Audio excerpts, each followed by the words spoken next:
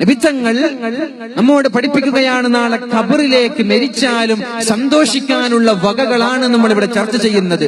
മരിച്ചിട്ട് നിരാശരാവരുത്. ഗൾഫിൽ പോവാ, ഒന്നും ഒരുങ്ങിയിട്ടില്ല, പ്രത്യേകിച്ചിട്ട് ജോലിയൊന്നും ഇവിടെ പഠിച്ചിട്ടില്ല, വിസയും വാങ്ങിപ്പോയി അവിടെ റൂമിൽ കിടന്ന് 1 മാസമാകുമ്പോ തിരിച്ചു വന്ന് എന്തെങ്കിലും നേടിയോ? ഇല്ല. എന്റെ പ്രിപ്പറേഷൻ ഇല്ല. ആ ഒരു പ്രിപ്പറേഷൻ ഖബറിലേക്കും ഇല്ലാതിരിക്കാൻ പാടില്ല. അതിനുള്ളൊരു പ്രിപ്പറേഷനാണ്, അതിനുള്ളൊരു തയ്യാറെടുപ്പാണ് ഇൽമ്.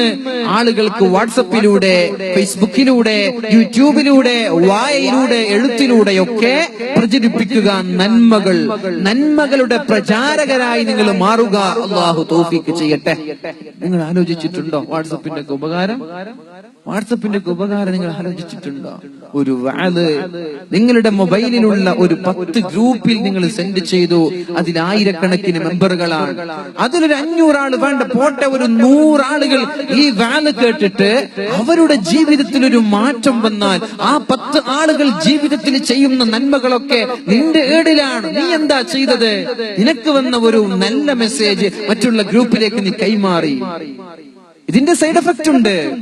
ഒരു ഇല്ലാത്ത സരിതയുടെയോ മറ്റുള്ളവരുടെയോ വേണ്ടാത്ത വീഡിയോകളോ അല്ലെങ്കിൽ ഫാബ്രിക്കേറ്റഡ് ഫേക്ക് ന്യൂസുകളോ കള്ള പ്രചരണങ്ങളോ ഗീബത്തോ നമീമത്തോ നമ്മുടെ ഇൻബോക്സിലേക്ക് വരുമ്പോ നമ്മൾ അതും മറ്റുള്ള ഗ്രൂപ്പിലേക്ക് ഷെയർ ചെയ്താൽ ആരൊക്കെയാണോ ഇത് കേൾക്കുന്നത്, ആരൊക്കെയാണോ ഇത് കാണുന്നത്, ഇത് എത്ര കാലമാണ് നിലനിൽക്കുന്നത്, അത്രയും കാലം അതിന്റെ തിന്മകളുടെ കൂമ്പാരം നിന്റെ ഏടുകളിലേക്ക് വരാൻ.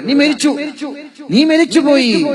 മരിച്ചാലും നിന്റെ ഖബറിലേക്ക് വരും നീ ഈ ഫോർവേഡ് ചെയ്ത തിന്മകൾ. അതുകൊണ്ട് ഒരിക്കലും നമ്മുടെ ബെക്സിലേക്കോ നമ്മുടെ ഗ്രൂപ്പിലേക്കോ വന്ന തിന്മകളുടെ പ്രചാരകരായി നമ്മൾ മാറരുത്.